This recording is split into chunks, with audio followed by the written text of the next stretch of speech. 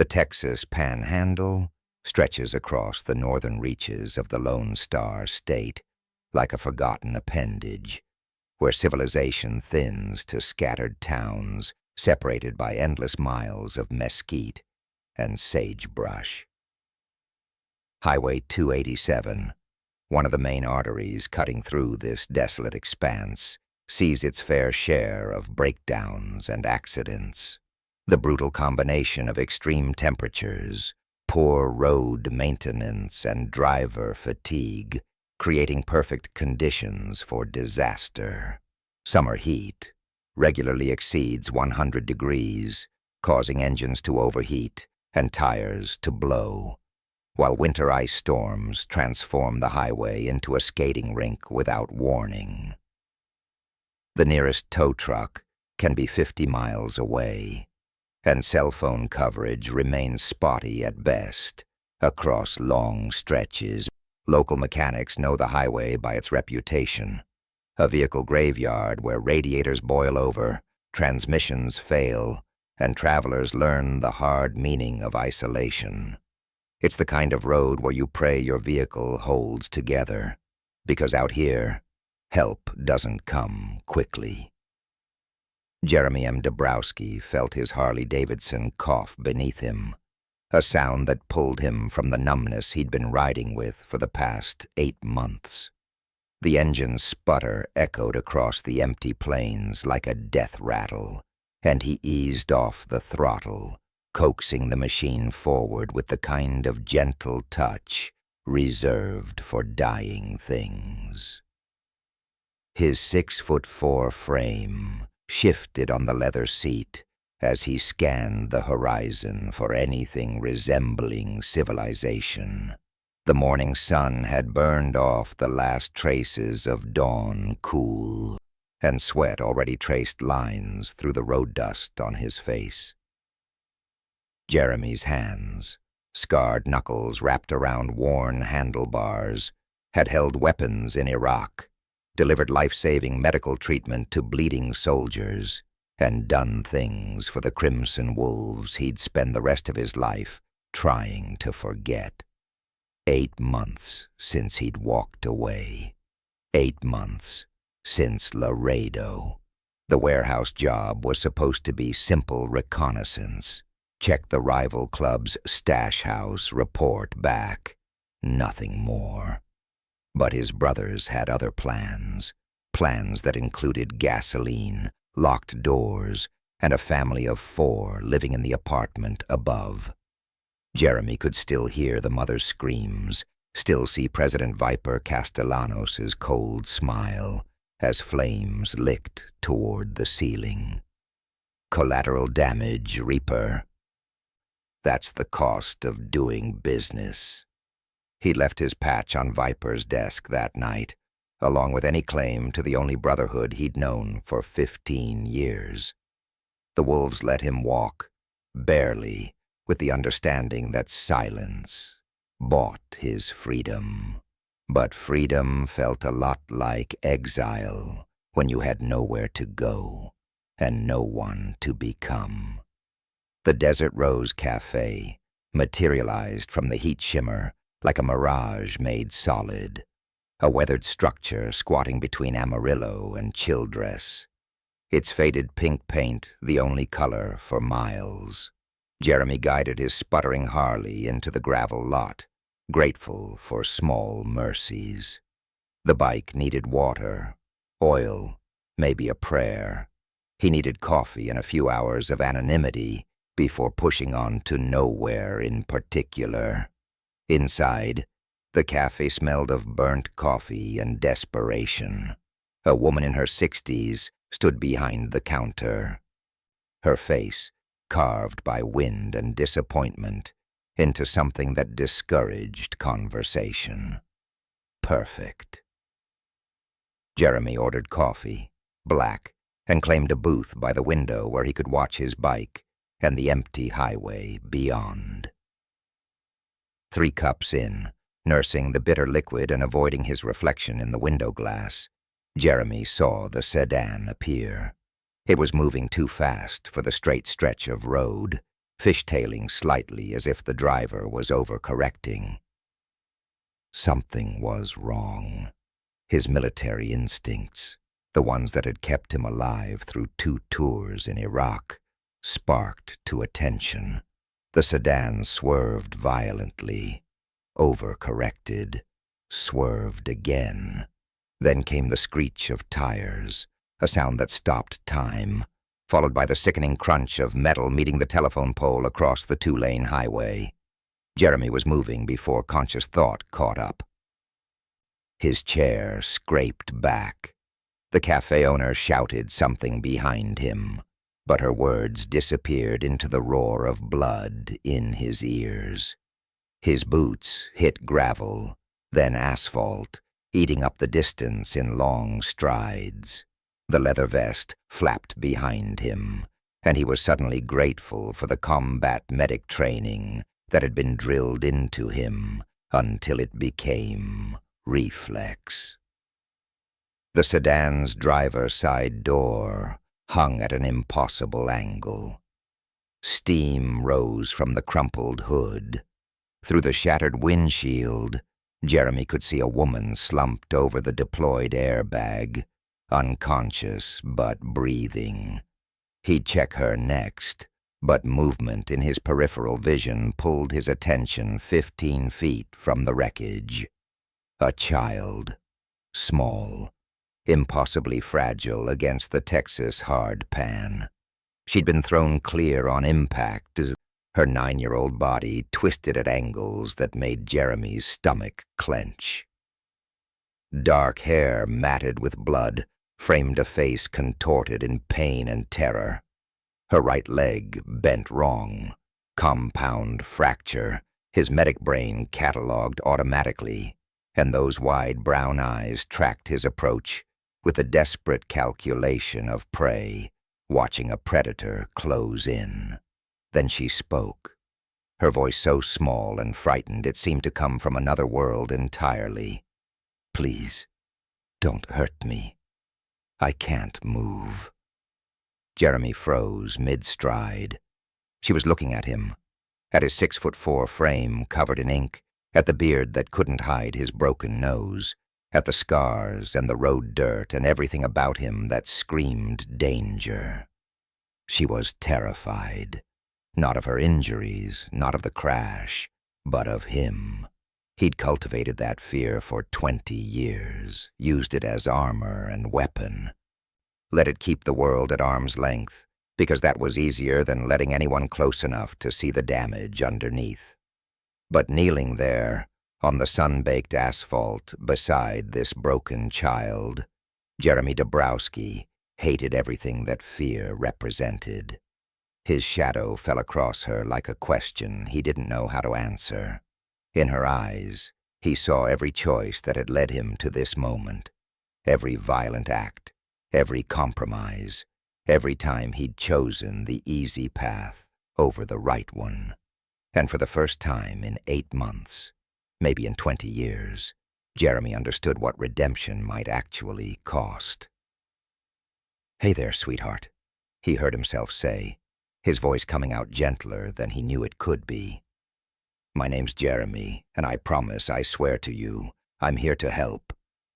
Jeremy lowered himself slowly to his knees, keeping his movements deliberate and non-threatening.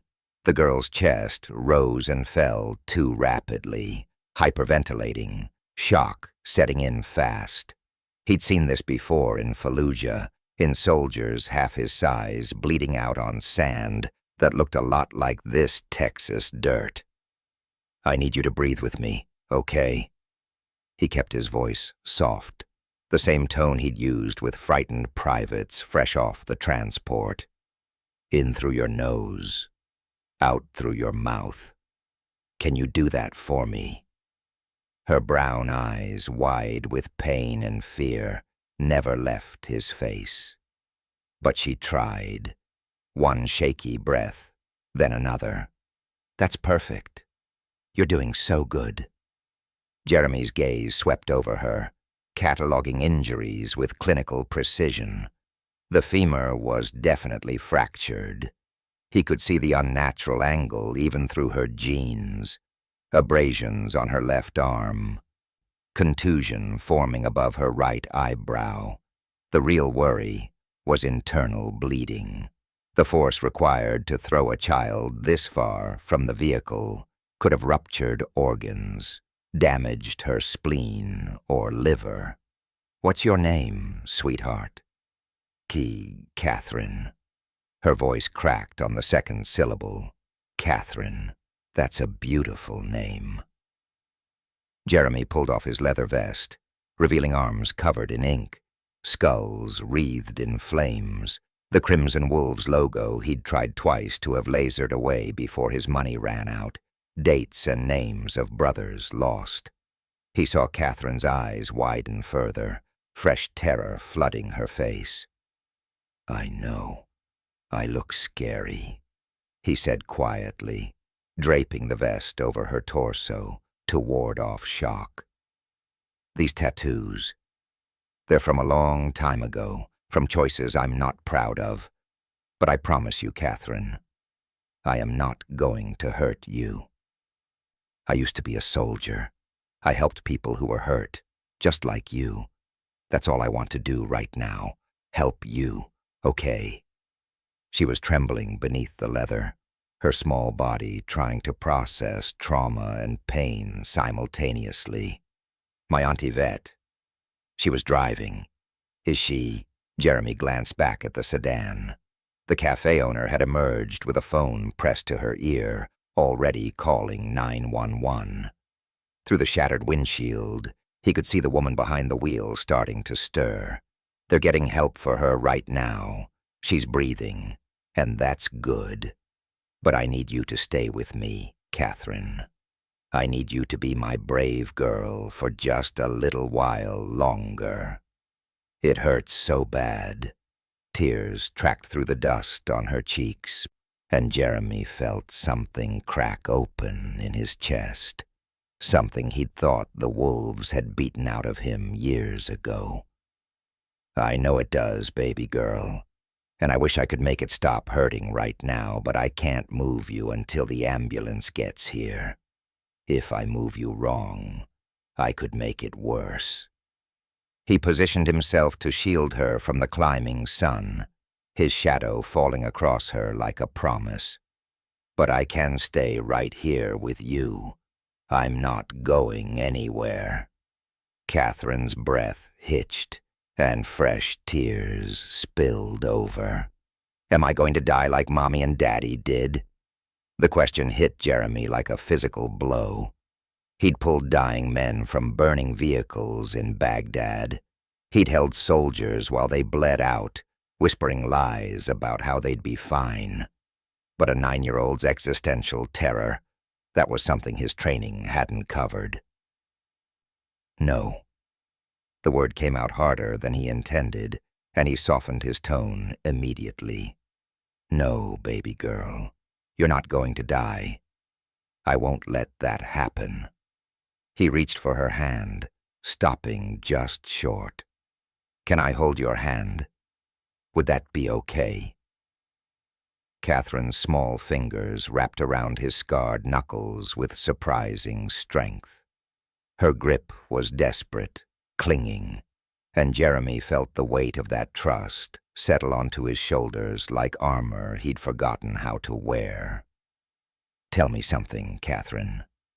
What's your favorite thing in the whole world?" She blinked at him, confused by the question. "What?" "Your favorite thing. Could be anything. A toy, a place, a person. Whatever makes you happy when everything else feels bad." "Mr. Whiskers," she said after a moment, her voice steadying slightly. "He's my stuffed cat. Auntie Vet says I'm too old for stuffed animals, but I don't care. He's orange with white paws, and he has this crooked smile because I slept with him so much the stitching came loose on one side. He sounds perfect." Jeremy pressed 2 fingers against her wrist, counting her pulse. Fast, but not dangerously so. Where'd you get him? My mom gave him to me when I was 4. Before the accident. Catherine's grip tightened. Do you think Mr. Whiskers is okay? He was in the car. I bet he's just fine. Tough cat like that. He's probably just waiting for you. Jeremy kept talking, kept her focused on anything except the pain, while his eyes tracked the horizon. In the distance, sirens began their lonely wail across the Panhandle plains. Behind him he heard the cafe owner speaking urgently to the woman in the car. Yvette, Catherine's aunt. He heard the confusion in the aunt's voice as consciousness returned, the rising panic as she realized her niece wasn't in the vehicle. But Jeremy's world had narrowed to the child in front of him. Catherine, who'd lost her parents. Catherine, who'd been thrown from a car and landed broken on this God-forsaken stretch of highway. Catherine, who looked at him and saw a monster, but chose to trust him anyway. Something fundamental shifted in Jeremy's chest, a tectonic movement of purpose that had been dormant since Laredo. For 15 years with the Crimson Wolves, he'd been the Reaper, the Enforcer, the man who made problems disappear. He'd dealt in fear and violence, because that's what the patch demanded, what the Brotherhood required. But what had all that violence earned him? Exile. Nightmares. The kind of loneliness that made death seem like a reasonable alternative. This child, terrified and broken on the side of a forgotten highway, had asked him not to hurt her.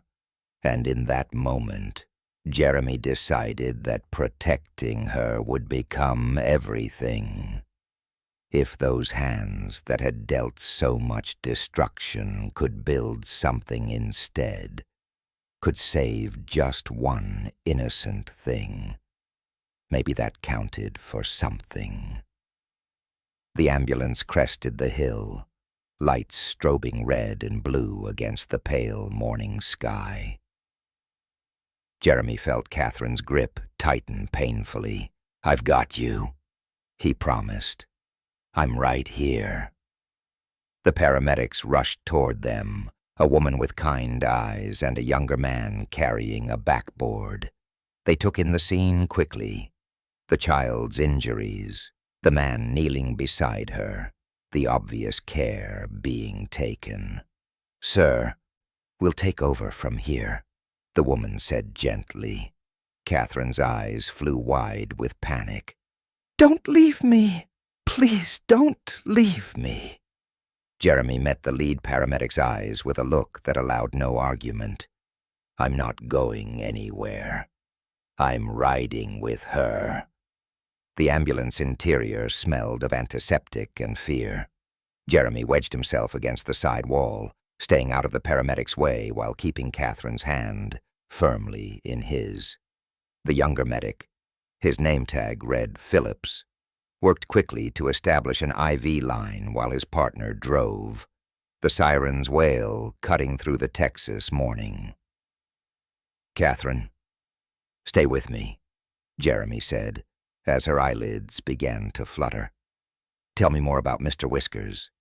Does he have any friends? There's Patches. She's a dog. Catherine's voice came out thin, ready. They sleep together on my bed. A cat and a dog. That's unusual. They must be good friends. Best friends. Her grip weakened slightly, and Jeremy squeezed back, pulling her attention to him. Phillips glanced up from securing the IV, his eyes tracking the tattoos covering Jeremy's arms, lingering on the partially lasered Crimson Wolves logo. His expression shifted, friendly professionalism giving way to wary assessment. Jeremy had seen that look 1,000 times. The judgment, the calculation of threat level. You family? Phillips asked, his tone careful. No, I was there, at the cafe. And you're a medic? The female paramedic, Garcia, according to her badge, called back from the driver's seat. Was. Army, 2 tours in Iraq, 2003 to 2007. Garcia's shoulders relaxed slightly.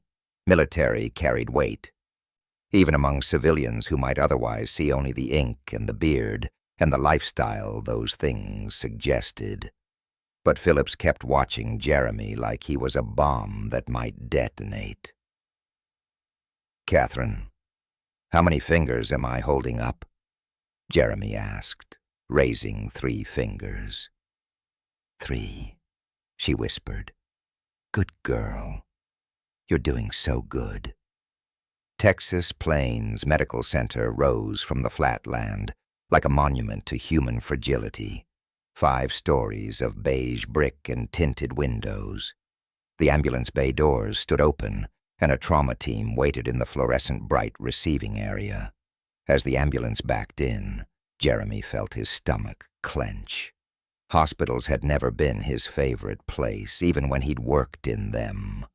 Too many memories of soldiers he couldn't save, of blood that wouldn't stop flowing, of promises he couldn't keep. The doors burst open.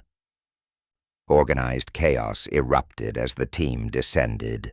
Nurses, doctors in trauma gowns, a resident calling out questions. Catherine's grip on Jeremy's hand became desperate as they transferred her to the gurney.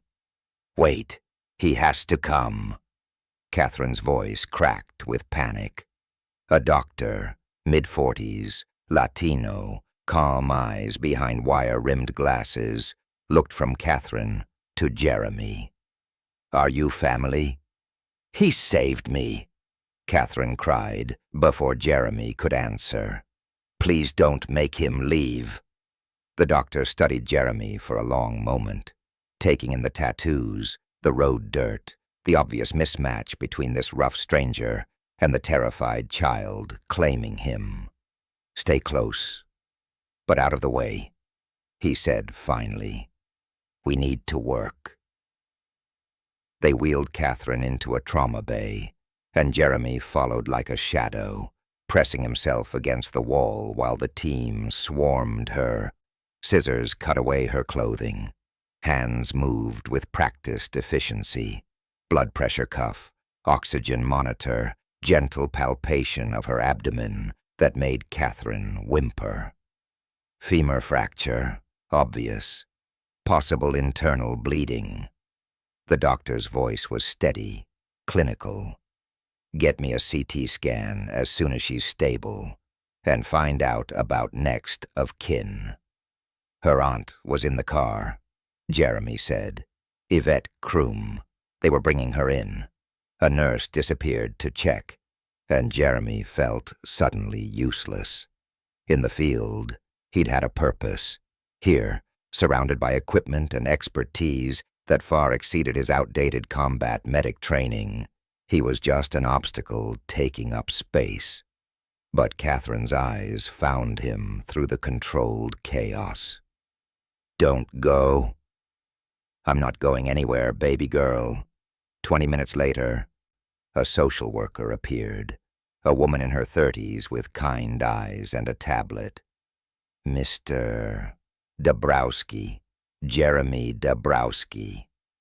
I need to ask about your relationship to the patient. Jeremy swallowed hard. I don't have one. I was at the cafe when the accident happened. I rendered aid until the ambulance arrived. The social worker's pen paused. And you rode with her? She asked me, too. Before the woman could respond, commotion erupted in the hallway. A gurney rushed past. Yvette Kroom, conscious now, her eyes wild with fear and pain. A cervical collar immobilized her neck, and her left arm was strapped across her chest. Catherine. Where's Catherine?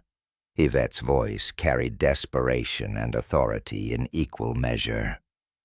"Ma'am, please stay calm," a nurse soothed. "Your niece is being treated. I want to see her now." They wheeled Yvette into the adjacent bay, and through the gap in the curtain Jeremy saw her for the first time properly.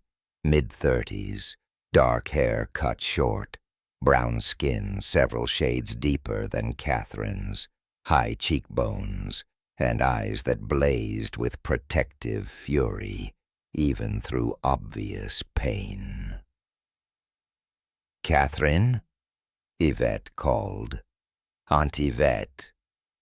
Catherine tried to sit up, but gentle hands pressed her back down. "I'm okay, baby. I'm right here." Then Yvette's gaze found Jeremy standing against the wall, and her expression transformed from relief to suspicion so fast it gave him whiplash. "Who the hell are you?" "He saved me," Catherine said again, her voice stronger now that her aunt was near.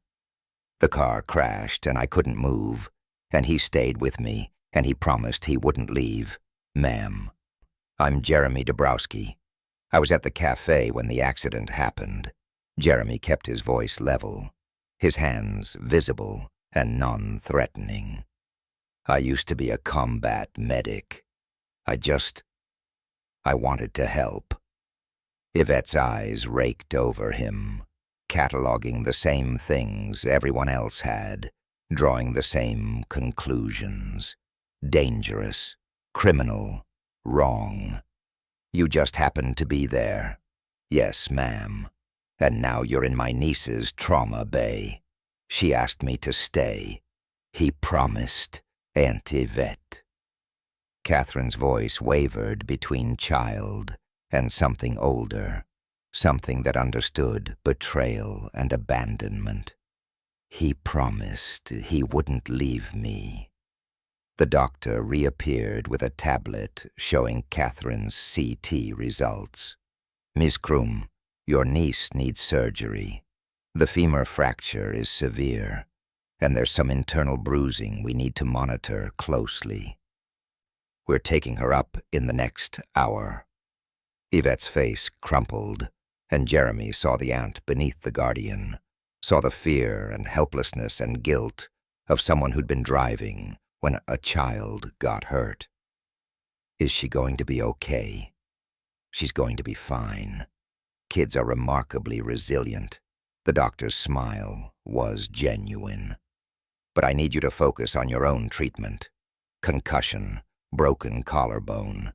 You're not going anywhere for a while."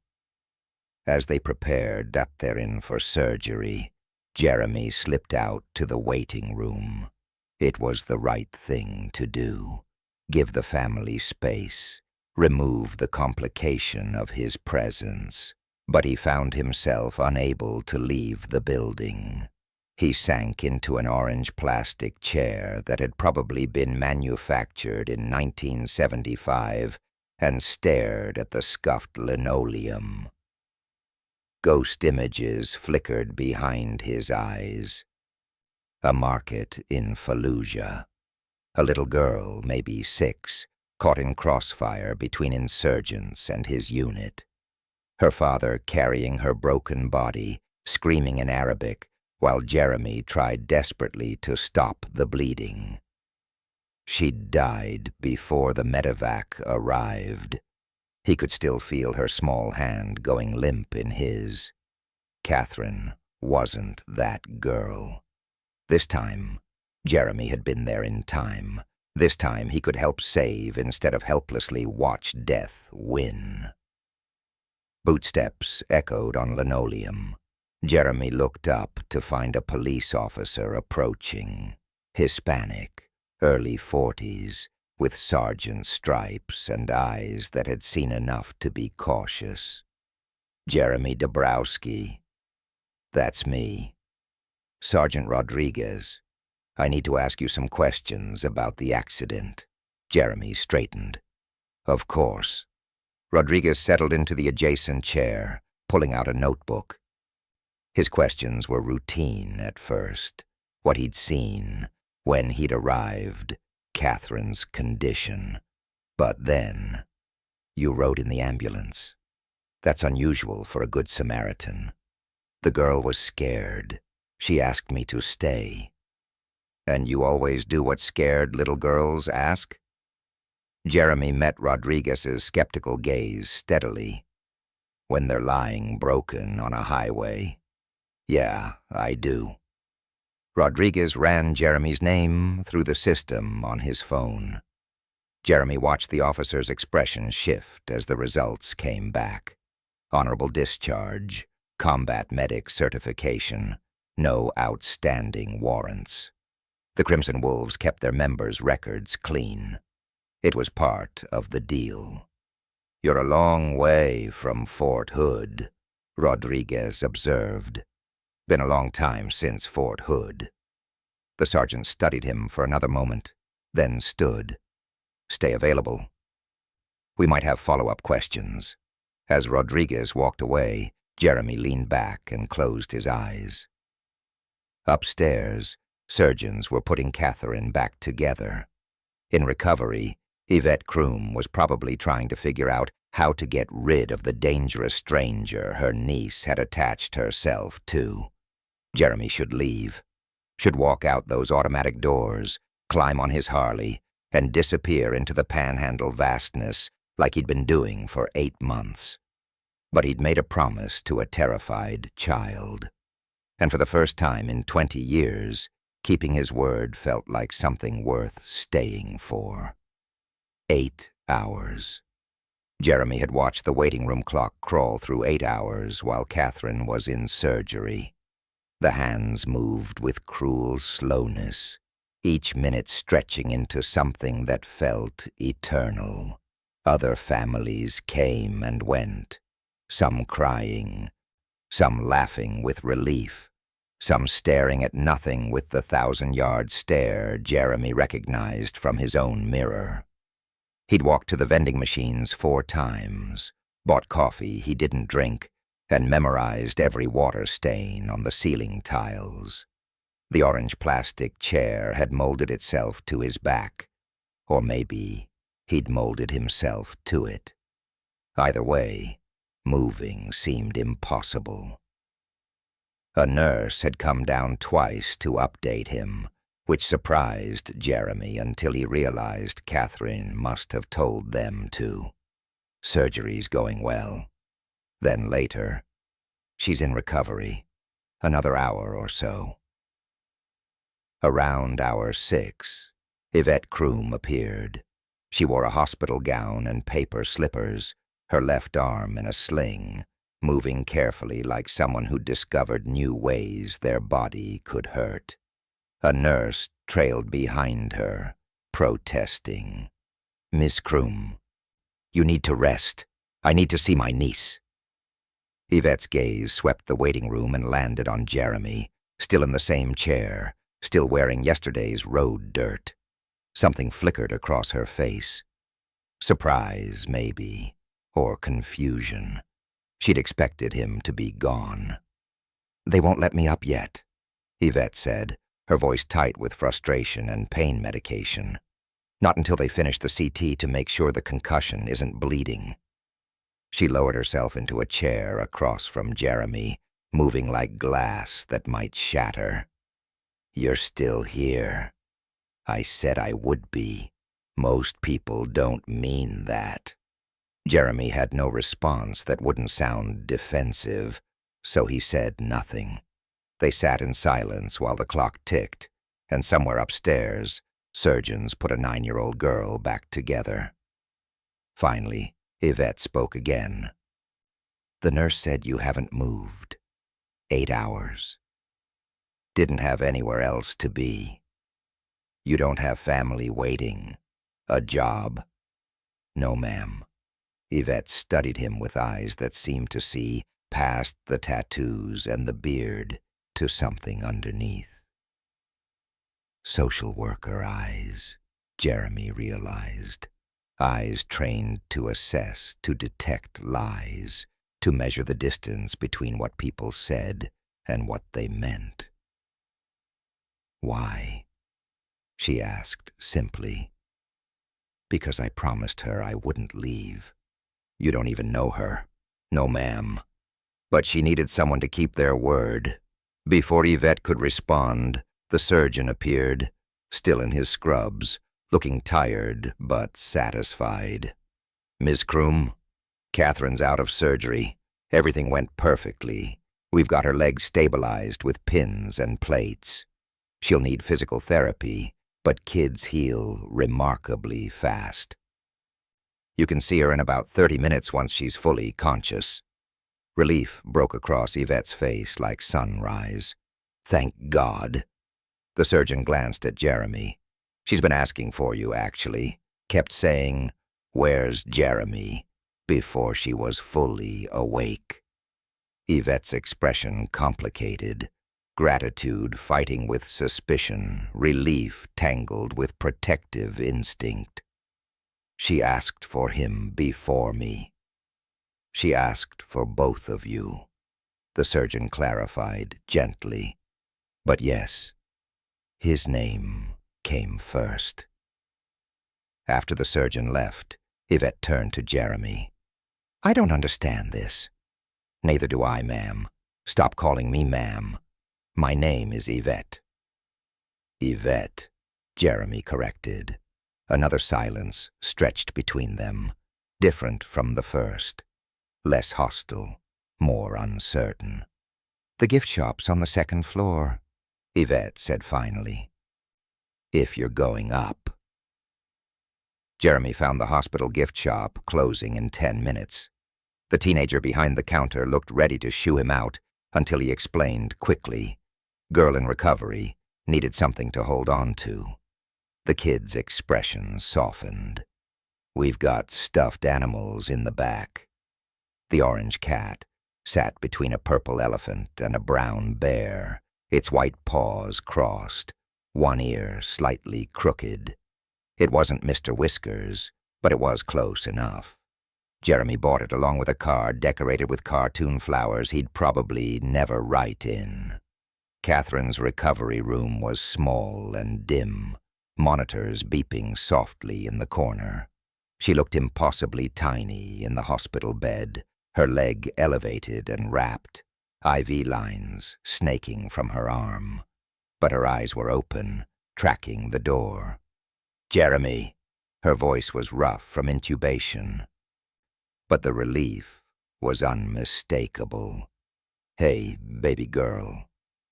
Jeremy approached slowly, aware of Yvette, standing in the corner, watching. "How are you feeling?" "Sleepy. And it hurts, but not as bad as before." Her gaze dropped to the stuffed cat. "Is that for me?" Jeremy handed it over, and Catherine's face transformed, pain and exhaustion giving way to pure joy. "It's orange, with white paws, just like Mr. Whiskers. I thought he might want a friend. Help keep you company." Catherine hugged the cat to her chest, and Jeremy saw tears gathering in her eyes. "They said Mr. Whiskers got lost in the accident. Aunt Yvette looked, but couldn't find him. I'm sorry, sweetheart. Mommy gave him to me." The words came out small, broken. "After the first accident, the one that took them away. She said Mr. Whiskers would keep me safe when she couldn't anymore." Jeremy felt his throat tighten. He pulled the visitor chair close to the bed and sat, bringing himself to her eye level. "You know that wasn't your fault, right? What happened to your parents? The police said the other driver ran a red light. Then it wasn't your fault. And this accident today, that wasn't your fault either. Sometimes bad things just happen, Catherine. And it's not fair, and it hurts, but it's not because you did anything wrong. Do you think?" Catherine's voice dropped to a whisper. "Do you think Mommy and Daddy would be mad that I lost Mr. Whiskers?" "Oh, baby girl, No. Jeremy reached out slowly, giving her time to pull away, and touched her hand. Your mommy and daddy would just be glad you're okay. That's all parents want, for their kids to be safe and happy. How do you know? Because that's what I'd want, if I had a daughter like you.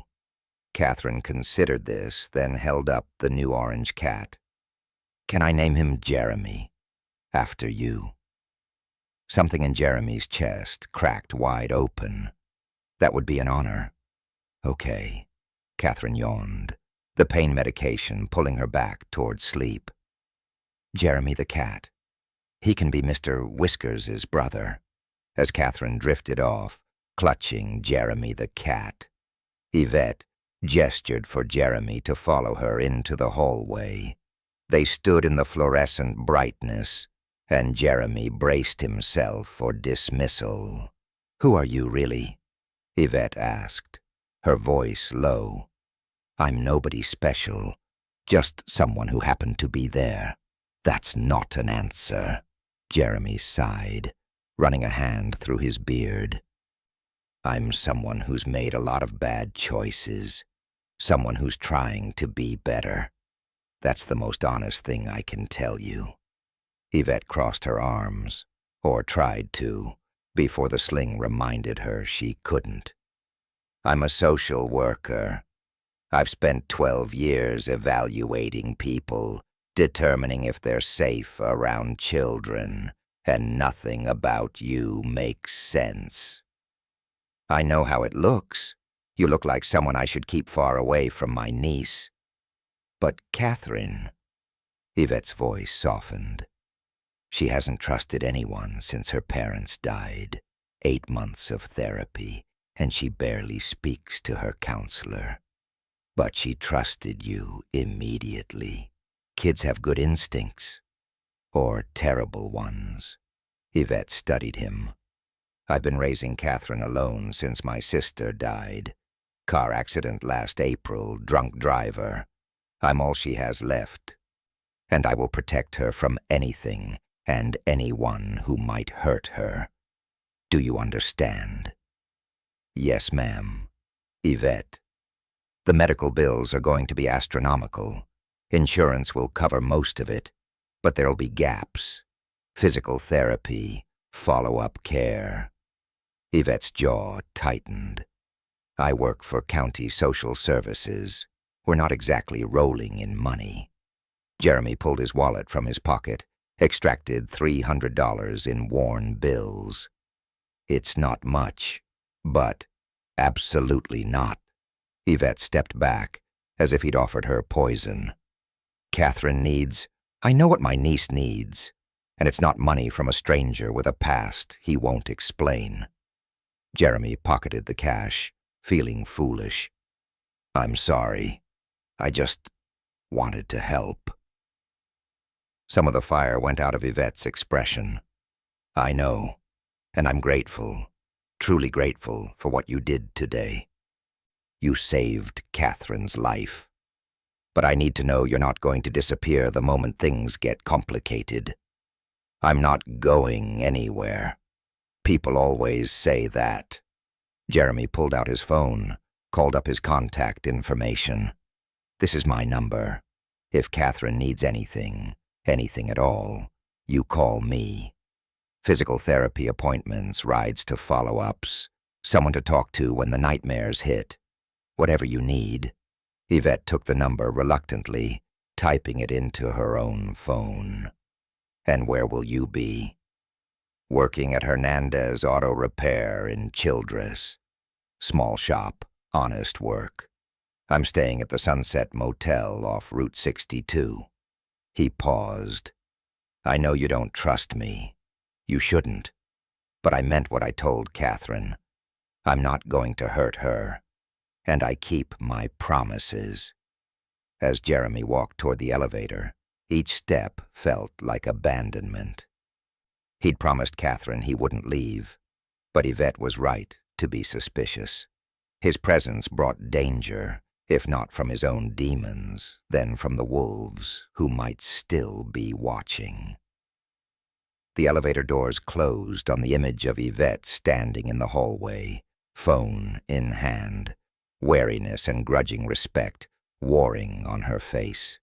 Jeremy had kept worse company with worse intentions. Maybe for once, he could keep company with someone who deserved better. The Sunset Motel off Route 62 wasn't much.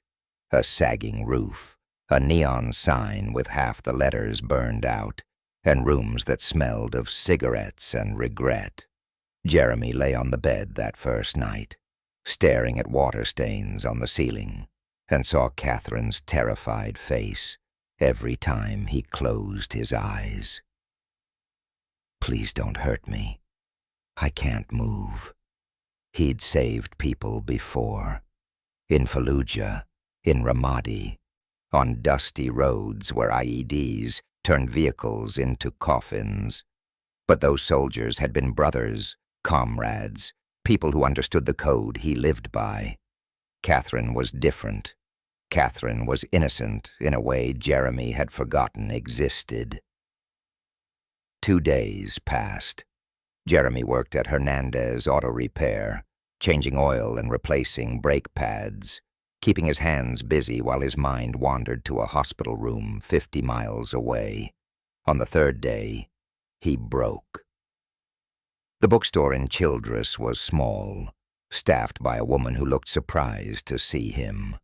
Jeremy browsed the children's section, feeling out of place among the bright covers and happy endings.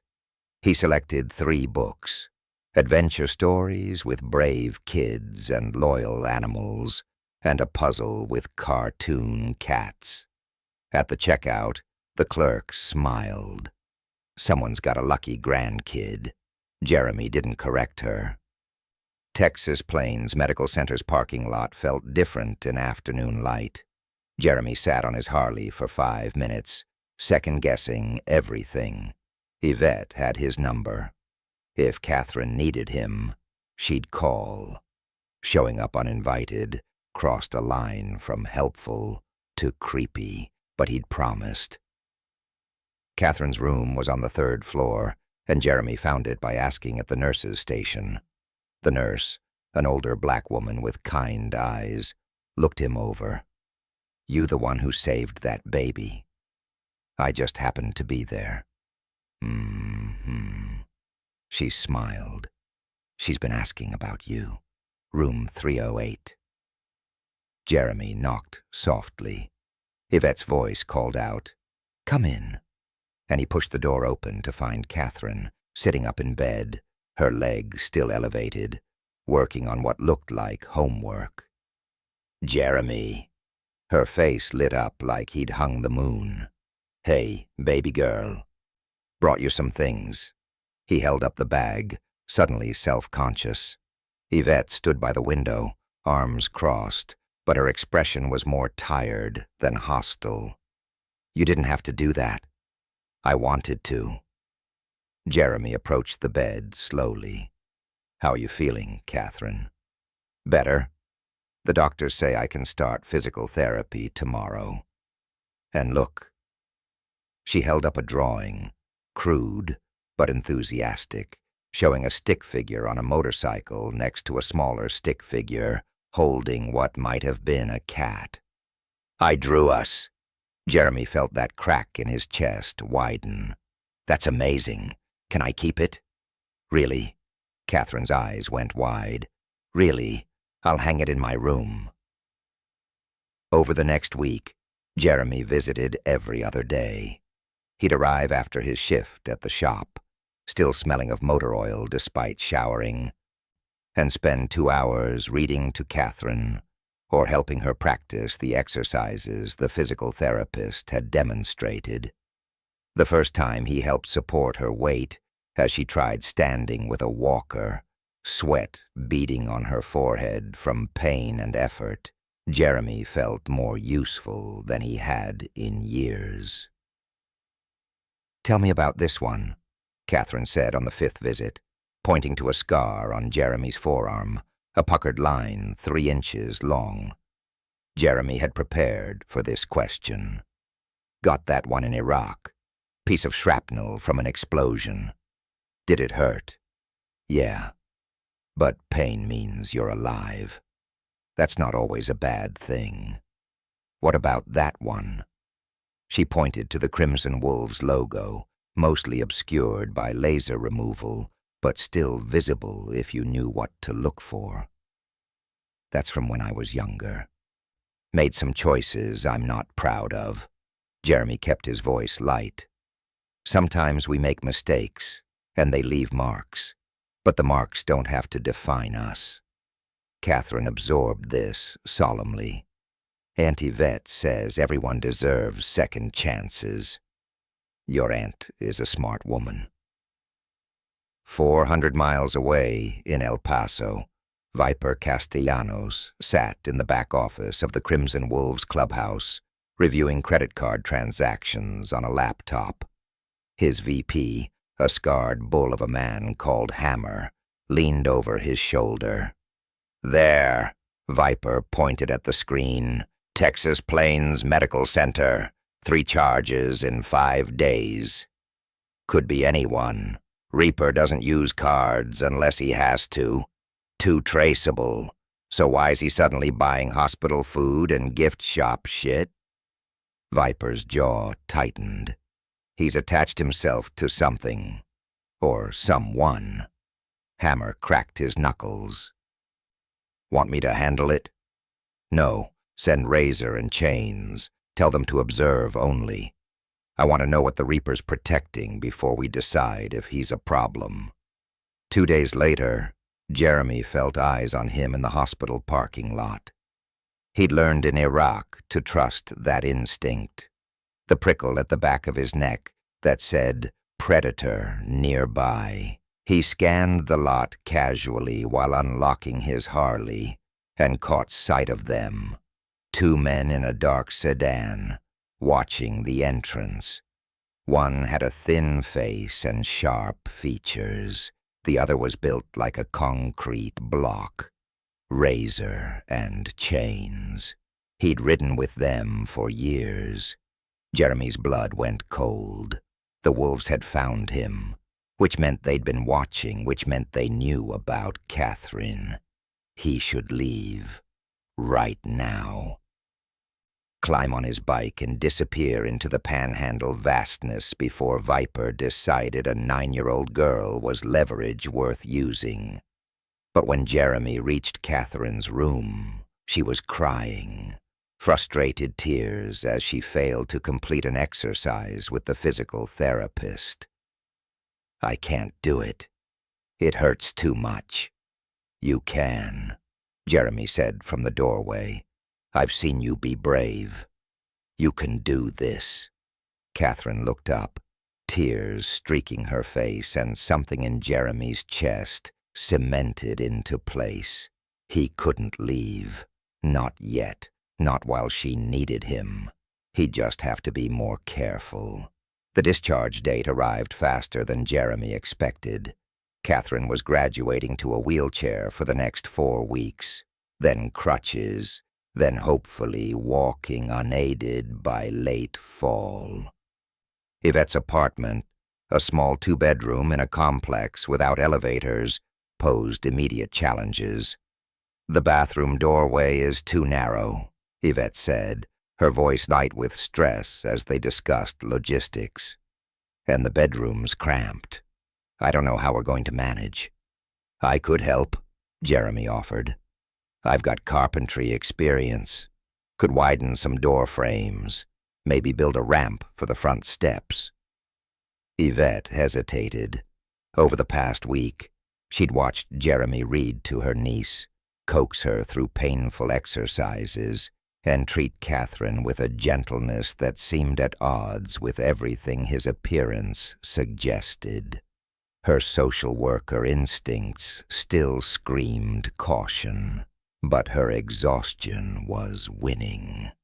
You do that? I'd like to, if you'll let me. Why?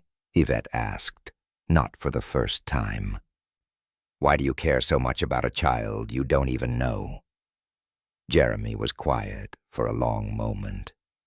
Because everyone deserves someone who shows up. And I'd like to be that person for her. Catherine interrupted from her wheelchair, where she was practicing maneuvering. Will you still visit when I go home? Jeremy met Yvette's eyes, seeing the warning there. Don't make promises you won't keep. She's been through enough. But he also saw the hope, the desperate need for help that pride couldn't quite bury. I'll visit, Jeremy promised, knowing the wolves were watching, knowing every moment he stayed put Catherine in danger, knowing he was probably making the biggest mistake of his life. As long as your aunt says it's okay, I'll be there. Catherine's smile made every risk worth it. In the parking lot, Razor lit a cigarette and pulled out his phone. You seeing this? Chains grunted. The Reaper's gone soft. Viper's gonna want to know.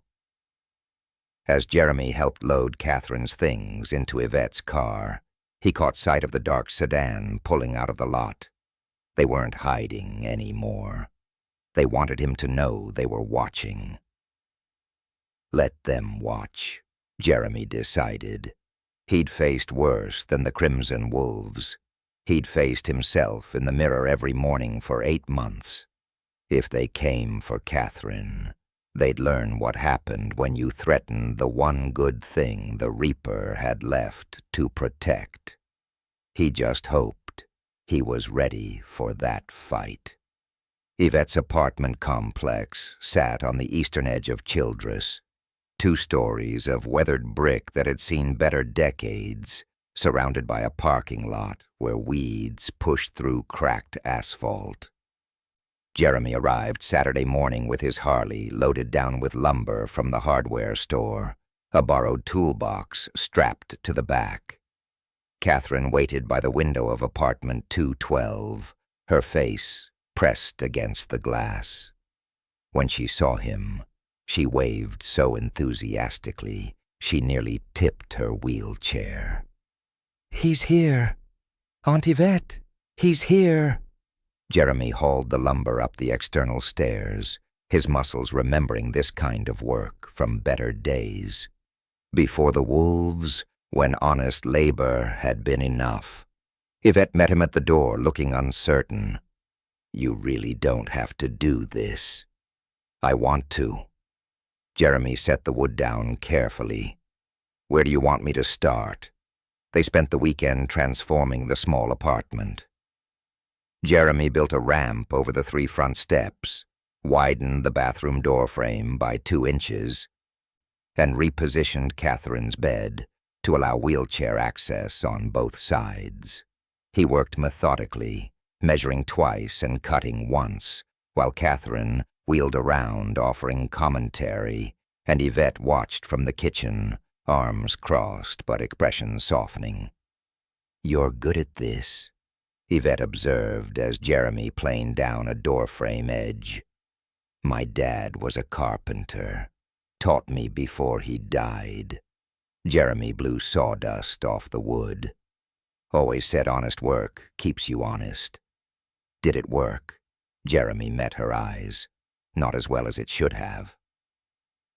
By Sunday afternoon, Mrs. Chen from apartment 214 had knocked 3 times to complain about the noise. The 3rd time she caught sight of Jeremy, 6'4", tattooed, beard down to his chest, and her expression shifted from annoyed to alarmed. Yvette, is everything safe here? Mrs. Chen's gaze kept darting to Jeremy. Perfectly safe. Yvette's voice carried an edge. Jeremy's helping make the apartment accessible for Catherine. He's a friend. He looks. I know how he looks. And I'm telling you he's helping my family. Is there a problem with that? Mrs. Chen retreated, but Jeremy caught her watching from her window later. He was used to it. The stares, the assumptions, the way people crossed the street when they saw him coming. What surprised him was Yvette defending him. Catherine noticed, too. "Mrs. Chen's scared of you," she said matter-of-factly, while Jeremy installed grab bars in the bathroom. "I know. But you're not scary. You're nice. People see what they expect to see, baby girl. Sometimes we have to show them something different." That evening, after the last screw was tightened and the tools put away, Yvette surprised him. "Stay for dinner. It's the least I can do." The meal was simple, spaghetti and salad, but it was the first time Jeremy had eaten at someone's table in months. Years, maybe. The wolves had gatherings, but those were about territory and loyalty, not family. This was different. Catherine chattered about her physical therapy exercises while Yvette served garlic bread, and Jeremy felt something unfamiliar settle in his chest. Belonging. After dinner, Catherine grew tired, the pain medication making her drowsy. Yvette helped her to bed, and Jeremy heard them talking softly, Catherine's voice rising in protest. "But Jeremy's still here." "I want to say good night." Jeremy appeared in the doorway. "Hey, baby girl. I'm not going anywhere yet. You get some sleep. Promise you'll come back?" "I promise." Catherine hugged Jeremy the cat and closed her eyes, already drifting. In the living room, Yvette poured 2 glasses of cheap wine. "I don't usually drink, but today feels like it warrants an exception." She handed one to Jeremy. "Thank you for everything." "You don't have to thank me." "Yes, I do." Yvette settled into the worn couch, exhaustion evident in every line of her body. "I've been doing this alone for 8 months. Raising Catherine, managing her trauma, working full-time at a job that barely pays the bills. And then you show up. This stranger who terrifies my neighbors but reads bedtime stories to my niece. And I don't know what to do with that." Jeremy sat in the armchair across from her, the wine untouched in his hand. "I told you I made bad choices. I wasn't exaggerating. I served 2 tours in Iraq, came home with more damage than I knew how to handle, and fell in with people who made the damage worse. I spent 15 years being someone I'm not proud of. And now I'm trying to figure out if people like me get second chances." Yvette was quiet for a moment. "My sister, Catherine's mom, she was the good one. Straight A's, college degree, married her high school sweetheart. Me, I was the screw-up. Dropped out of college twice, bounced between jobs, made every wrong choice you could make." She smiled sadly. "Then Jessica died, and suddenly I was responsible for a traumatized 9-year-old. Social services almost didn't give me guardianship. Said I was too unstable. But they did. Because I fought. Because I promised I'd be better. For her." Yvette met his eyes. "So yeah, Jeremy. People like us get second chances, but we have to earn them every single day." The conversation was interrupted by footsteps on the stairs outside. Heavy, deliberate. Jeremy tensed, recognizing the rhythm. Before he could move, someone knocked. 3 sharp raps. Yvette started to rise, but Jeremy held up a hand. "Let me." He opened the door to find Razor and Chains standing in the dim hallway light. Razor's thin face split into a cold smile. "Reaper, been a minute?" Jeremy stepped outside and closed the door behind him. "What do you want?" "Viper sent us. Wants you to know you've got a choice." Chains cracked his knuckles, a sound like breaking branches. "Come home. All is forgiven. or stay gone, completely gone. No halfway shit where you're building a new life that might get chatty with the law. I'm not talking to anyone. Viper's paranoid these days. Can't have loose ends. Razor's eyes flicked to the apartment door. Especially loose ends with new attachments. Makes a man vulnerable. Jeremy felt ice flood his veins. You threatening them. Just delivering a message. Come home or disappear. Those are your options. Here's my answer. Jeremy stepped closer, using every inch of his height. I'm not coming back. And if anyone from the wolves comes near that woman or her niece, you'll find out why they called me Reaper. Chains laughed. Tough talk for a man who walked away. I walked away because I was done with the violence. But make no mistake, I remember how to use it. The two men exchanged glances. Razor shrugged. Your funeral, brother. We'll tell Viper you've made your choice. They disappeared down the stairs, and Jeremy stood in the hallway, his heart hammering. He'd just drawn a line in the sand. The wolves knew where he was, knew about Catherine and Yvette, and knew he wasn't coming back, which meant they'd be back, and next time they might not just deliver messages. Jeremy re-entered the apartment to find Yvette standing by the window, her face pale. Who were they? Nobody. Don't lie to me. I saw them. I saw how you looked when you opened that door. Her voice shook. Who were they, Jeremy? He'd known this moment would come, had rehearsed a dozen different versions in his head. But standing in Yvette's small living room, with Catherine sleeping in the next room and the scent of family dinner still in the air, Jeremy couldn't bring himself to lie. They were members of the Crimson Wolves, a motorcycle club I used to ride with. The words came out heavy, final. I left 8 months ago. They want me back. I told them no. Yvette's expression cycled through confusion, comprehension, and then something that looked like betrayal. A motorcycle club? You mean a gang? It's complicated. No, it's not. Her voice rose. You're a criminal. You brought criminals to my door, to my niece's home. I left that life, but it followed you here. Yvette's hands trembled. You brought danger to my niece. After everything she's been through, after all the times I've fought to keep her safe, you brought danger right to our door. Yvette, please. Catherine. Yvette's voice cracked. From the bedroom came a small sound. Catherine was awake, listening. Jeremy felt his world collapsing. I never meant for them to find me. I've been careful, not careful enough. Tears streamed down Yvette's face. Tears of anger and fear and exhaustion. You need to leave, now, and don't come back, ever.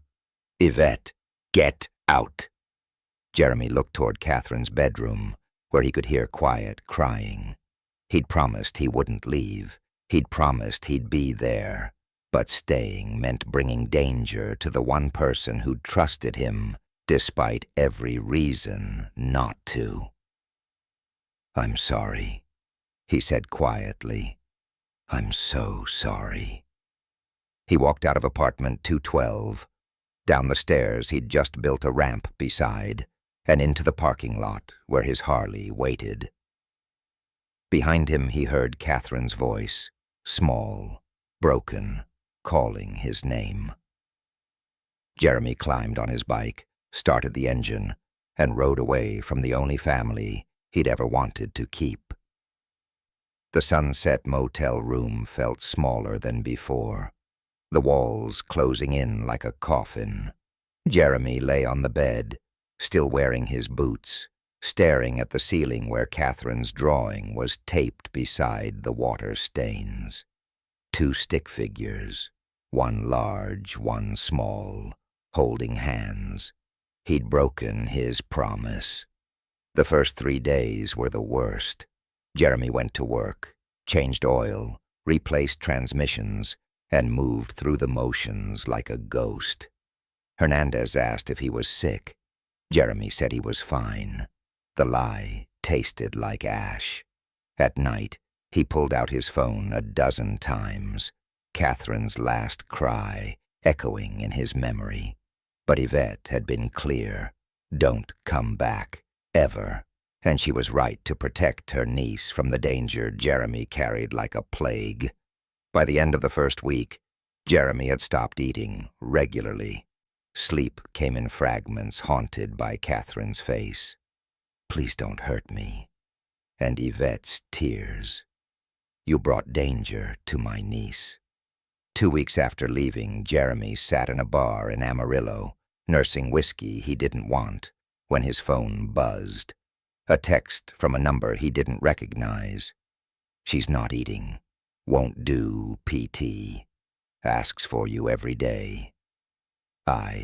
Yvette. Jeremy stared at the message, his thumb hovering over the reply button. What could he say? I'm sorry I'm exactly what you feared. I'm sorry my past won't stay buried. He pocketed the phone without responding. In apartment 212, Catherine sat in her wheelchair by the window, Jeremy the cat clutched to her chest. She hadn't spoken more than necessary in 14 days. Physical therapy appointments ended in tears and frustration. The therapist had started calling Yvette with concerns. Sweetheart, please eat something, Yvette coaxed, holding out a plate of mac and cheese, Catherine's favorite. I'm not hungry. You have to eat. Why? Catherine's voice was bald, defeated. So I can get strong enough to walk again. What's the point? Everyone leaves anyway. Yvette felt the words like a knife. Catherine, Mommy and Daddy left. Now Jeremy left. Everyone leaves. Catherine turned her wheelchair away. I don't want to try anymore. That night, after Catherine finally fell into restless sleep, Yvette sat at her laptop and did what she should have done weeks ago. She typed Jeremy M. Dabrowski Military Service into the search engine. The results took her breath away. Army Commendation Medal for Valor during Operation Iraqi Freedom. Bronze Star for pulling 3 wounded soldiers from a burning Humvee in 2005. Honorable discharge with full benefits after completing his service contract. Letters of recommendation from commanding officers describing him as dedicated, selfless, and one of the finest medics I've ever served with. There were photos, too. Jeremy, 20 years younger, clean-shaven, his eyes not yet carrying the weight she'd seen in them. He was smiling in one, arm around another soldier, both of them dusty and exhausted, but alive. This was the man who'd become the Reaper. This hero who'd saved lives had somehow transformed into someone who frightened neighbors and carried gang affiliations like scars. What happened to you? Yvette wondered, staring at the young soldier's face. The next morning, Yvette found the letter while changing Catherine's sheets. It was written in crayon on notebook paper, hidden under her niece's pillow. Dear Jeremy, Aunt Yvette says you can't come back because you're dangerous.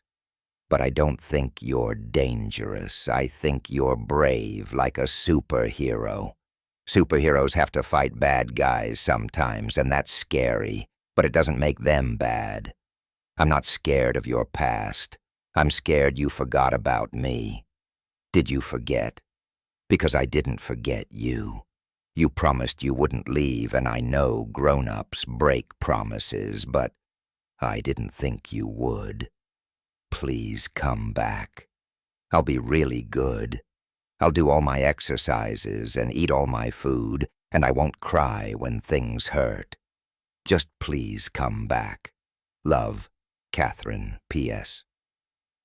Jeremy the cat misses you too. Yvette read the letter 3 times, tears blurring the crayon words. She'd thought she was protecting Catherine by sending Jeremy away. But maybe she'd just taught her niece that love was conditional, that safety meant isolation, that trust always ended in abandonment. 400 miles south in El Paso, Viper Castellanos made a decision.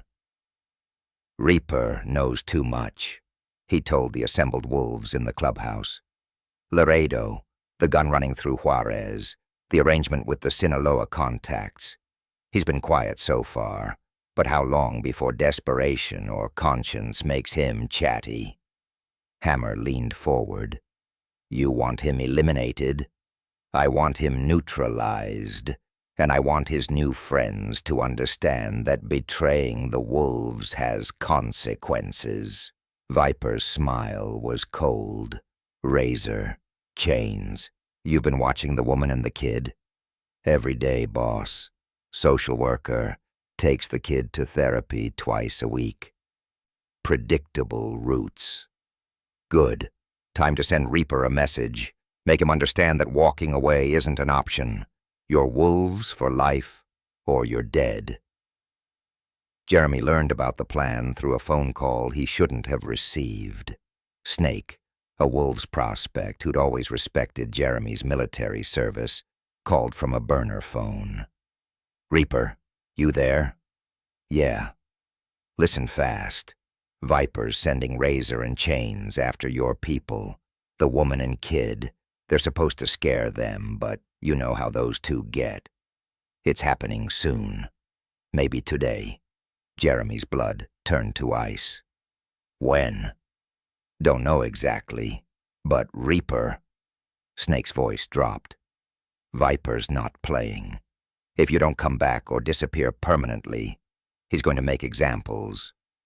You get me? I get you. Jeremy hung up and immediately dialed another number he hadn't called in 5 years. It rang 4 times before a familiar voice answered. Marcus Webb. Marcus, it's Jeremy Dabrowski. Silence. Then, Reaper. Holy shit, man. Where have you been? That's complicated. Listen, I need help. And I have information the ATF might want. Marcus Webb had served with Jeremy in Iraq. 2 tours as squad mates before Marcus came home and joined the Bureau of Alcohol, Tobacco, Firearms, and Explosives. They'd lost touch after Jeremy joined the Wolves, but Marcus had always said the door was open if Jeremy wanted out. What kind of information? Crimson Wolves, gun running, connections to cartels, locations of stash houses, everything I know. Jeremy's voice was steady, despite the panic clawing at his chest.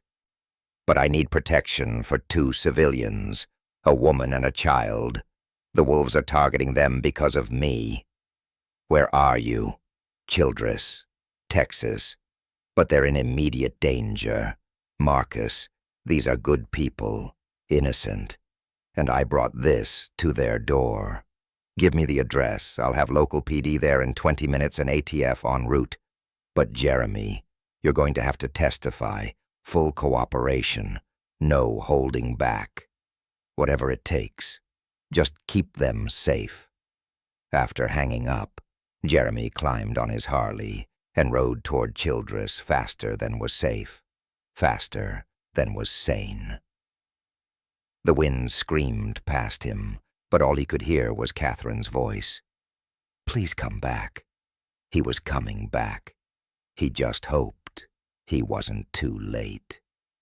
In apartment 212, Yvette folded Catherine's letter carefully and tucked it in her pocket. She'd been wrong. Not about the danger. That was real. but about sending Jeremy away. Running from danger didn't make Catherine safer. It just made her more alone. Yvette pulled out her phone and found Jeremy's number. Her finger hovered over the call button. Before she could press it, she heard an engine outside. Too loud, too aggressive. She moved to the window and saw a dark sedan pulling into the parking lot. Two men got out, looking up at her apartment with expressions that made her stomach drop. Yvette recognized them from that night. The men who'd come to her door, the men Jeremy had faced down, and they were walking toward her building. Yvette's hands tightened on the steering wheel as she checked the rearview mirror again. The dark sedan had been following her since she'd left the medical center's parking lot, maintaining a careful distance through 3 turns. "Aunt Yvette," Catherine's voice was small from the back seat. "Is something wrong?" "Everything's fine, sweetheart." The lie caught in her throat. She fumbled for her phone, trying to dial 911 while keeping her eyes on the road. The sedan accelerated, 400 miles away. Marcus Webb's voice crackled through Jeremy's phone. "They're moving on your people now. Dark sedan, 2 males, Highway 287 near the medical center." Jeremy was already on his Harley, the engine roaring to life. "I'm 20 minutes out. Local PD is 15 minutes. Jeremy, don't." But Jeremy had already hung up, twisting the throttle until the speedometer climbed past 90. The Texas landscape blurred into browns and greens. Not again. Not Catherine. Not Yvette. 20 minutes became 15 through sheer recklessness. On Highway 287, Razor pulled alongside Yvette's Honda. His grin was visible through the sedan's window. Cold, predatory. Chains drove, edging closer, trying to force her toward the shoulder. Catherine screamed. Yvette jerked the wheel, keeping control by inches. Her phone had fallen to the floorboard. The medical center was 5 miles behind them. The town center was 3 miles ahead. Empty highway stretched between. Razor rolled down his window. "Pull over, social worker. Just want to talk." Catherine was crying now, clutching Jeremy the cat. "Aunt Yvette, I'm scared." "Hold on, baby." Yvette pressed the accelerator, but her Honda was no match for their engine. They pulled ahead, starting to box her in. The roar of a Harley cut through everything else. Jeremy came from behind like vengeance on 2 wheels, pulling alongside the sedan. Razor's grin vanished when he saw who was riding. Jeremy pointed toward the shoulder with one hand, his meaning clear. "Pull over, or I run you off." Chains swerved, trying to clip Jeremy's bike. Jeremy anticipated it, dropping back, and then surging forward on Yvette's other side, placing himself between her car and the wolves. "Get to town!" Jeremy shouted through her window. "Drive and call the police." But Chains had other plans. The sedan braked hard, forcing Jeremy to choose, follow Yvette or deal with the wolves. Jeremy chose what he'd always chosen: protect the innocent. He killed his engine and stood straddling his Harley as Razor and Chains climbed out of the sedan. Both men were armed, Razor with brass knuckles, Chains with a length of pipe. "Reaper," Razor said, "Viper sent us to deliver a message." "I already got it." Jeremy's voice was flat, cold. "Turn around and leave. Last chance." Or what? Chains laughed. You're 1 against 2, old man. And those people. He gestured toward where Yvette's Honda had disappeared around the bend. They're learning what happens when someone betrays the wolves. Jeremy moved. 20 years of combat training, 10 years of enforcing, and 2 months of having something worth fighting for. All of it came together in brutal efficiency. He caught Razor's punch, twisted, and used the man's momentum to slam him into the sedan's hood. Chains swung the pipe. Jeremy ducked, came up inside his reach, and drove an elbow into his throat. They were younger, fresher, but Jeremy was desperate. Razor recovered. Brass knuckles connecting with Jeremy's ribs. Pain exploded through his chest. Chains grabbed him from behind. Jeremy drove his head back, felt the crunch of a breaking nose, spun, and swept Chains's legs. The pipe fell. Jeremy kicked it away. Half a mile down the highway, Yvette had pulled over and finally reached 911. Please, there are men attacking someone on Highway 287, near mile marker 43. Catherine was crying in the back seat, but her voice cut through. It's Jeremy. Aunt Yvette. We have to help him. Stay in the car, Catherine. But Yvette was already turning around, driving back toward the fight, her heart hammering. She arrived to see Jeremy on the ground, Razor kicking him while Chains circled with the recovered pipe. Blood streaked Jeremy's face. He was trying to get up, to keep fighting. But the odds were catching up with him. Yvette laid on the horn. The sound startled the wolves.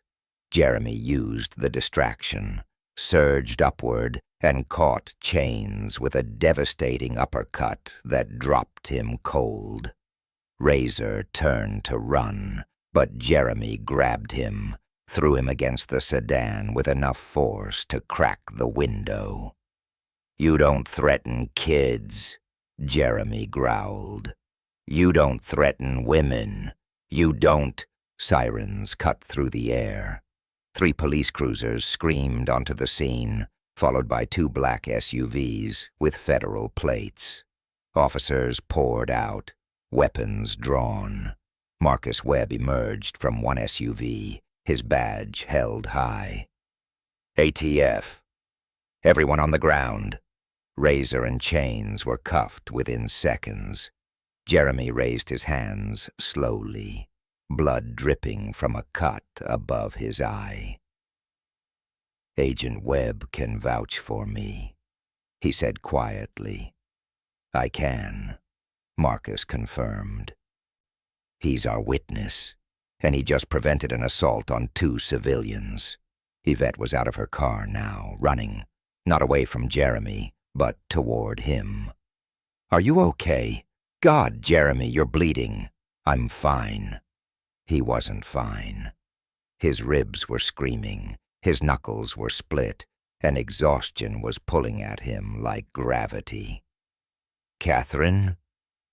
She's in the car. She's safe. Yvette's voice broke. You came back. I promised. A small voice called from the Honda. Jeremy. Catherine had opened the car door, was trying to maneuver her wheelchair out.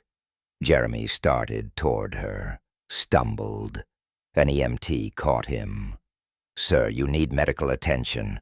In a minute. Jeremy kept walking until he reached Catherine. She was crying, but her eyes were bright. You came back.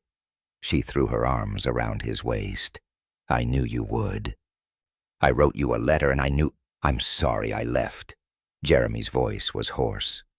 I thought I was keeping you safe by staying away. I was wrong. Catherine pulled back, looking up at him. You were fighting those bad men to protect us. That's what heroes do. I'm not a hero, Catherine. Yes, you are. She said it with such certainty that Jeremy almost believed it. The EMTs insisted on taking Jeremy to the hospital. Catherine insisted on going with him. Yvette drove them both, following the ambulance, her hands steady on the wheel now that the danger had passed. In the emergency room, as a doctor cleaned Jeremy's wounds, Catherine held his hand. When the pain made him flinch, she talked to keep him focused, told him about physical therapy, about Jeremy the cat's antics, about the drawing she'd been working on of him on his motorcycle. Role reversal. Catherine keeping Jeremy conscious and calm, the way he'd once done for her. 9 stitches, the doctor announced. Cracked ribs, severe bruising. You're going to hurt for a while, Mr. Dabrowski. Worth it, Jeremy said, looking at Catherine. Marcus Webb arrived as they were finishing bandaging Jeremy's ribs. The wolves are going down. Razor and Chains are talking already. They want deals. With your testimony, we'll have warrants for the whole organization within 48 hours. Witness protection, Jeremy asked. Won't be necessary. The Crimson Wolves won't survive this. They're done. Yvette stood in the doorway, Catherine's letter in her hand. What happens now? Jeremy met her eyes. I cooperate with ATF, testify, then... He hesitated. I don't know, I've been a soldier and an enforcer. I don't know how to be anything else. You know how to be brave, Catherine said, and kind, and you keep promises. I'm still dangerous, still damaged. Yvette crossed the room, sat down beside the bed. Normal is overrated, Jeremy. Family is what matters, and family doesn't run when things get hard. She took his hand. If you want one, a family, we're here. Jeremy looked at them both, Yvette with her fierce protectiveness, Catherine with her stubborn hope. He'd spent 10 years believing he was beyond redemption. But maybe redemption wasn't about erasing the past. Maybe it was about choosing a different future. I'd like that, he said quietly. I'd like that very much. Catherine squeezed his hand. Good, because you still owe me a motorcycle ride when I can walk again. Deal, Jeremy said. And this time, he knew he'd keep the promise. 3 months later, Jeremy sat in a federal courtroom wearing a suit that felt like a costume.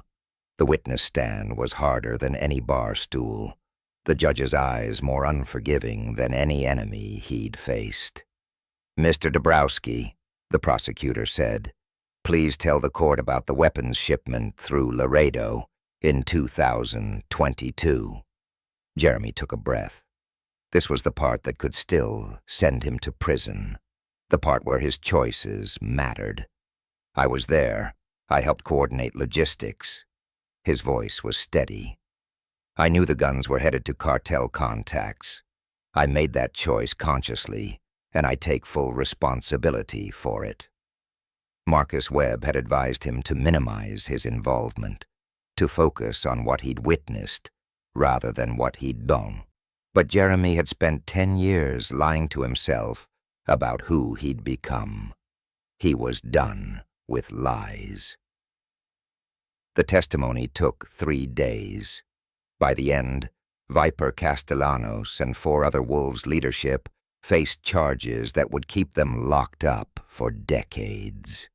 Jeremy's cooperation had been invaluable, and his honesty about his own crimes had been noted. The judge sentenced him to 18 months of community service and 5 years probation. No jail time, but accountability.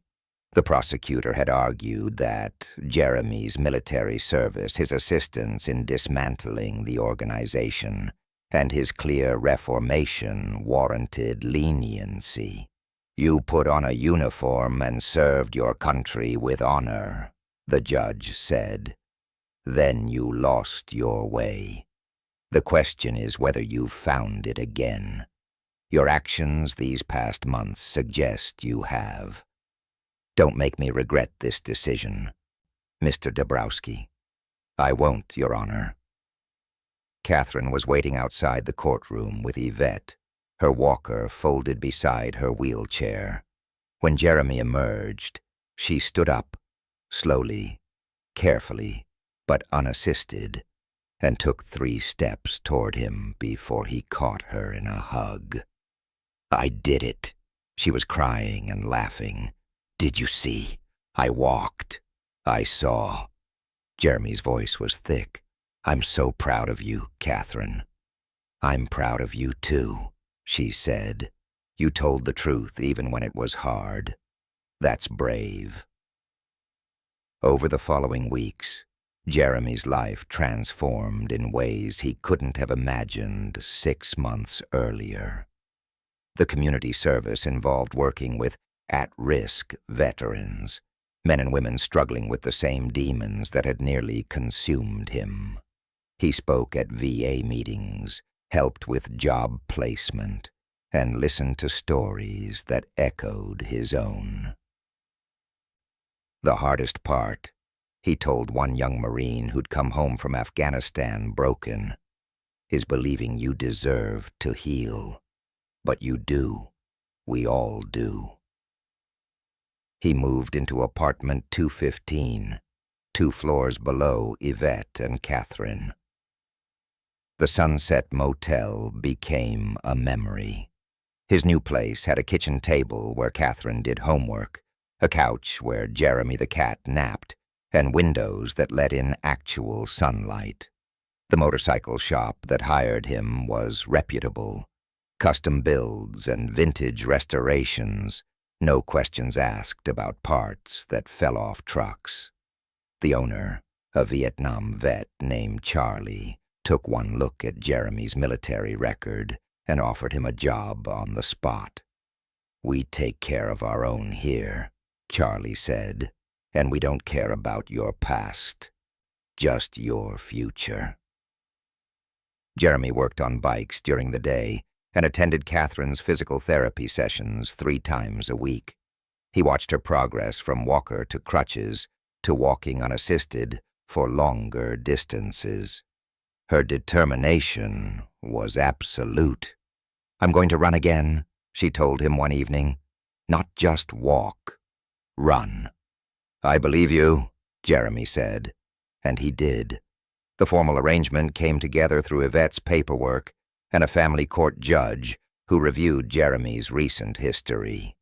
He became Catherine's legal godfather, not adoption, which required more time and stability, but recognition of his role in her life. You're her family, the judge said simply. The law should reflect that. Catherine's 10th birthday fell on a Saturday in June. Yvette transformed their apartment with streamers and balloons. Purple, Catherine's favorite color. Neighbors came, school friends arrived, and the small space filled with laughter that had been absent too long. Jeremy arrived with a gift wrapped in motorcycle-themed paper, a leather jacket, child-sized, with Catherine's name embroidered on the back. For when you're old enough to ride, he said. Catherine squealed and hugged him. This is the best birthday ever. But her real gift came later, after the cake and presents, when most guests had left. Catherine wheeled over to Jeremy with a wrapped frame. This one's for you. Jeremy unwrapped it carefully. Inside was a photograph. Yvette had taken it last month without him noticing. It showed the 3 of them on the apartment complex lawn, Catherine in her wheelchair, Jeremy the cat in her lap, Jeremy kneeling beside her. Yvette standing behind with her hand on Jeremy's shoulder. All of them were smiling. Below the photo, in Catherine's careful handwriting, "My family." Jeremy stared at it. The frame trembled in his hands. "Jeremy." Catherine's voice was uncertain. "Don't you like it?" He couldn't speak. Couldn't explain that for 10 years he'd believed family was something he'd forfeited, that belonging was a door he'd closed permanently, that men who became reapers didn't get second chances at human connection. Tears tracked down his face. The first time Yvette had seen him cry. "I love it," he managed. "Catherine, I love it." She hugged him fierce and tight. Over her shoulder, Jeremy met Yvette's eyes. Something had been growing between them for months. Careful, unspoken, but real. The way her hand lingered on his arm. The way he found excuses to bring her coffee. The way they stayed up talking after Catherine went to bed, sharing pieces of themselves they'd kept hidden from the world. Catherine pulled back and looked between them with a knowing smile that made Yvette blush. "What?" Yvette asked. "Nothing," Catherine said innocently.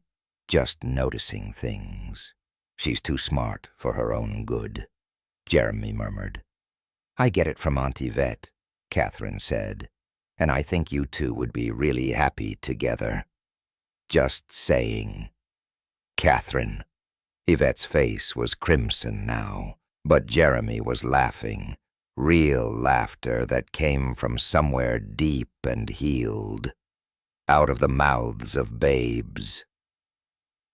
2 weeks later, on a Sunday morning with clear skies, they took a road trip. Jeremy on his Harley, Yvette driving her Honda with Catherine. They caravanned down Highway 287, the same road where everything had started and nearly ended. Jeremy pulled over at the spot where Catherine's parents had died. The guardrail had been replaced. The grass had grown back. But if you knew to look, you could see where the earth still bore faint scars. Catherine got out of the car, walking now, steady and strong, and approached the roadside with flowers she'd picked that morning. White daisies, her mother's favorite. She knelt and placed them carefully. "Hi, Mom. Hi, Dad. I miss you every day." Her voice was soft but clear. "I'm okay now. Better than okay. Aunt Yvette takes good care of me, and..." She glanced back at Jeremy. "And I think you sent Jeremy to us. I think maybe that's why he was on this road that night. To save me when I needed saving." Jeremy felt the words settle into him like truth. He'd spent months wondering why he'd been there, what cosmic accident had put him at that exact spot. But maybe it wasn't accident.